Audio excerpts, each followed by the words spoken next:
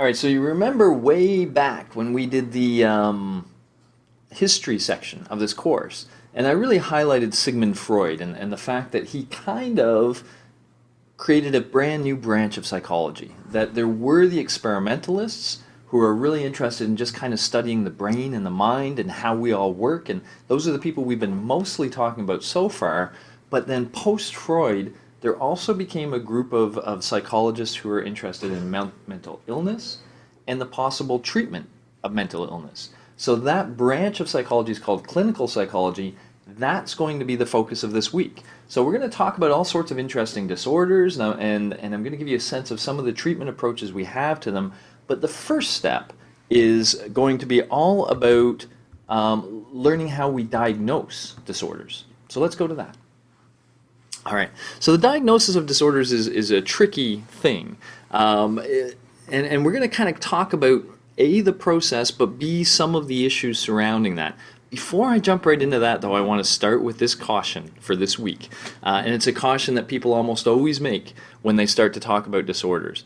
When you learn about these disorders, you will start to think about the symptoms and you will see them all around you. You will see them in people that you know and work with, but you will also see them in yourself. And so one important point that I want to make and that will resonate through this lecture is that's normal. That the current thinking is moving towards one where we think that a lot of these symptoms of disorders are not just unique to people who have the disorders. We all have them to some extent. It's just a question of how negatively they're interfering with our life. So in fact, let's start there. There's this area of psychology is sometimes called abnormal psychology because it's studying people with abnormal approaches to living, I guess. But it's not just abnormal. So we're all abnormal in lots of ways. I'm not quite as freakishly tall as this guy is, but I am certainly abnormally tall. But is that a problem? Not really. I mean, this guy is pretty short. Is that a problem for him? Well, for these guys, their height might be some level of a problem, but they're probably able to come up with adjustments in their life that allow them to live perfectly fine. If you can do that, if you have, let's say, a fear of heights, but you're able to control your life so that you never have to be at height, you don't have a problem. And that problem aspect is critical to mental illness. When we define a mental illness, we often want to focus on how maladaptive it is. That's the term we tend to use, maladaptive. And what that means is it's really interfering either with your happiness in life or it's interfering with the happiness and maybe security and comfort of people around you. So there has to be some real problem that either the client or the patient feels themselves or that those around them feel. So it's not just about being odd. It's about being odd in a way that's causing real problems. So that's the first thing to be clear about. Now, what are we going to do? Well, we're going to do something that has a long history in the medical profession, which is if somebody comes to a doctor with problems, the first thing the doctor will try to do is classify what disorder they have.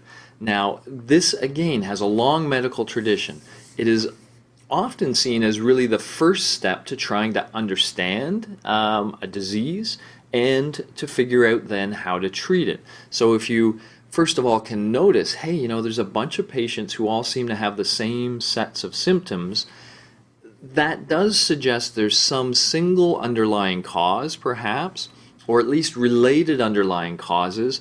So once you get this group together, almost like detective work, you can try to figure out, well, what cause could these people have in common? And that might lead you towards the notion of, well, how could we treat that? What's the kind of thing we could do to help these people? So grouping people and classifying them into certain kinds of diseases is, you know, an important part of the process. But it also has all sorts of negatives. These are some of the negatives people often highlight, especially with respect to mental illness. That when you classify people, some people argue, you kind of relieve them of some of the responsibility for their behaviors. So if somebody's acting irrationally and you say, well, that person's schizophrenic, and you classify them as schizophrenic, does that mean now it's no longer their responsibility to behave appropriately? You know, have we just basically said, you now have a blank ticket, you're schizophrenic, you can behave as oddly as you want? Some people worry that there's a hint of that going on. A lot of people worry, especially with respect to mental disorders, that there's a lot of noise in the classification. I'm going to come back to that in a moment. But it's not the case with mental disorders that people seem to cleanly fall into this category or that category. We're going to talk about these categories as if they're nice, clean little categories with a set a number of symptoms. But in fact, patients often are in multiple categories. They have symptoms that are parts of multiple categories, and they often do not have all of the symptoms of a given category. And so, for example, if we say somebody's schizophrenic, we might call them schizophrenic simply because of one symptom that they have that's really strong and that's associated with schizophrenia. But when we do that, we're implying that they have all the symptoms of schizophrenia. And that might not be true. So that may, be a problem as well. Certainly it can result in negative stereotypes. If you are labeled as having some disorder, it may become very hard for you to find a job, maybe hard for you to find friends. People might just be scared of you, quite honestly, in their ignorance, that sort of prejudice kind of issue. He's schizophrenia, I don't know what that means, but I don't trust him now. He's whatever, creepy. I'm going to keep my distance. So there's that issue of labeling somebody. And then this last issue, a lot of people point to as a real important problem. If I ask you to look out your window and look at a tree, and I say, hey, are the leaves blowing on that tree? Sorry, are the leaves moving on that tree? And if you say, yes, they are, if I say, what causes that? You might say, wind.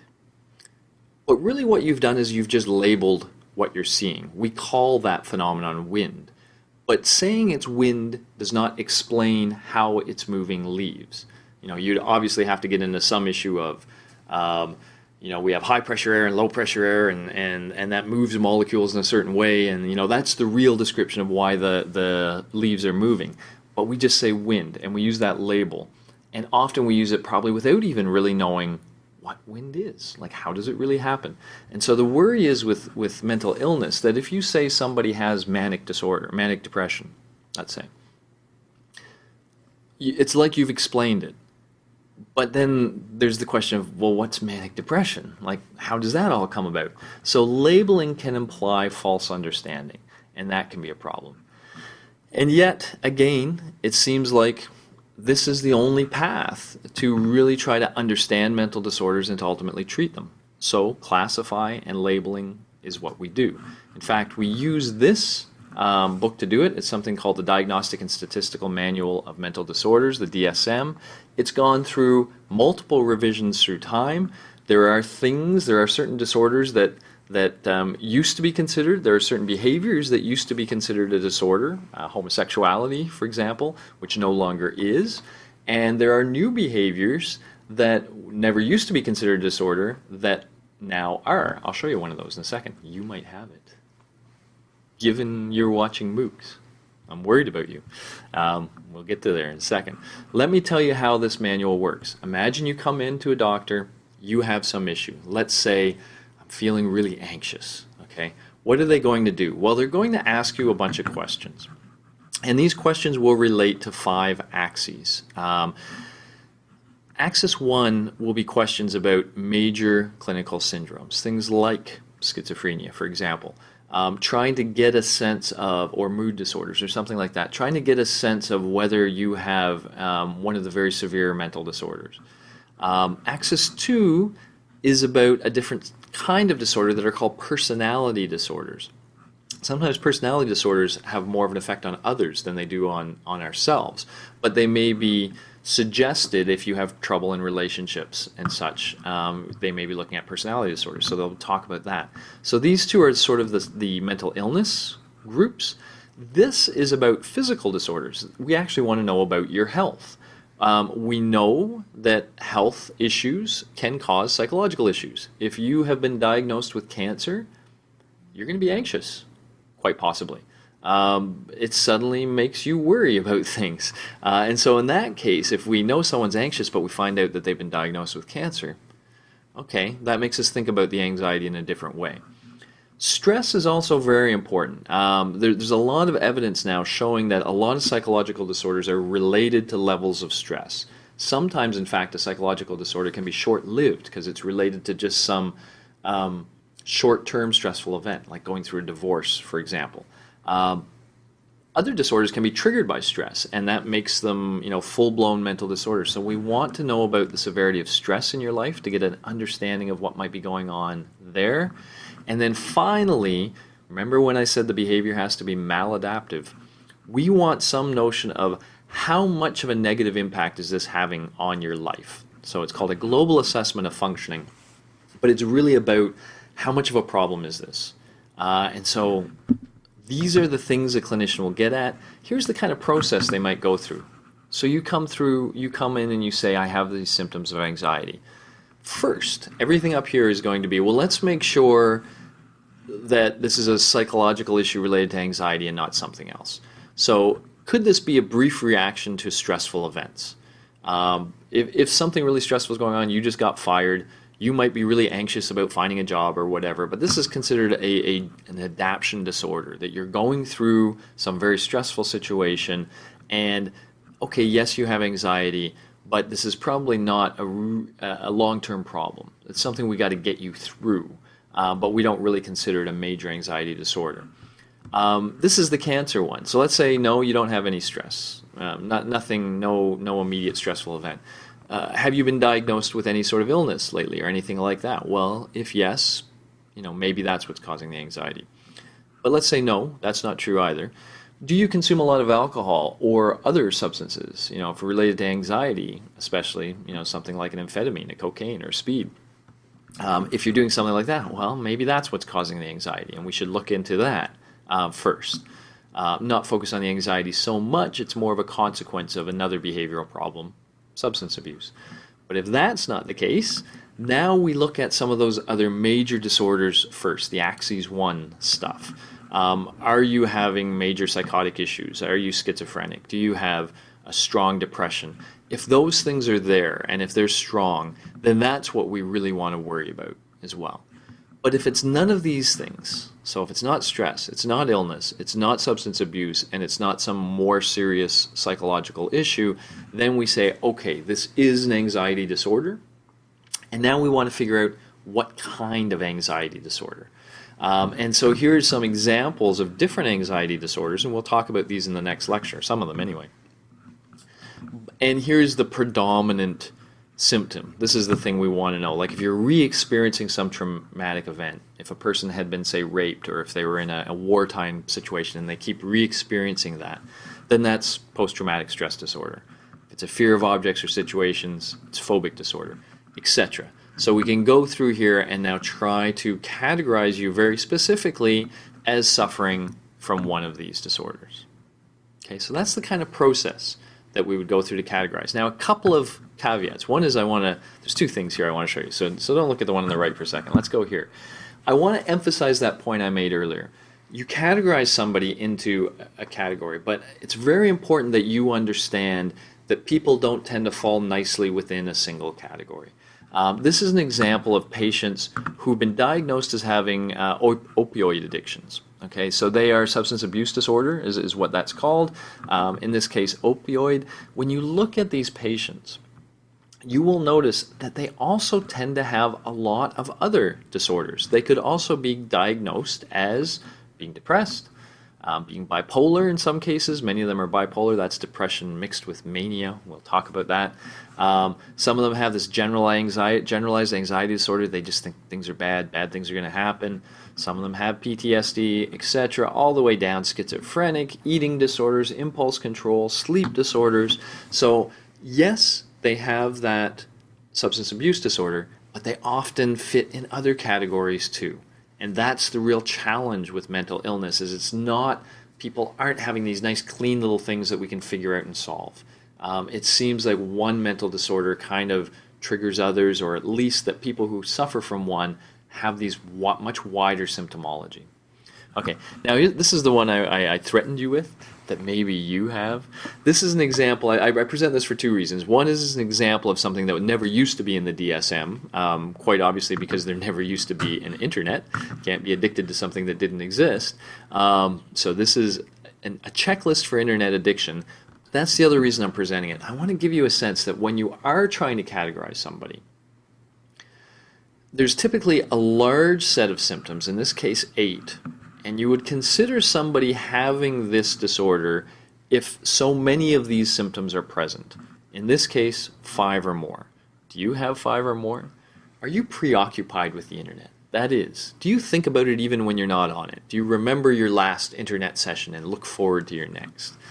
Do you need more and more internet all the time to feel satisfied? Have you ever tried to cut it out of your life, even for a brief period? I'll go 2 days without accessing the internet. I don't know if anybody does that anymore, but maybe. Are you restless, moody, depressed, or irritable when you're attempting to cut down or stop the internet use, etc.? So, you can go through all these. Are you lying to family members, therapists, or others to conceal the extent of involvement with the internet?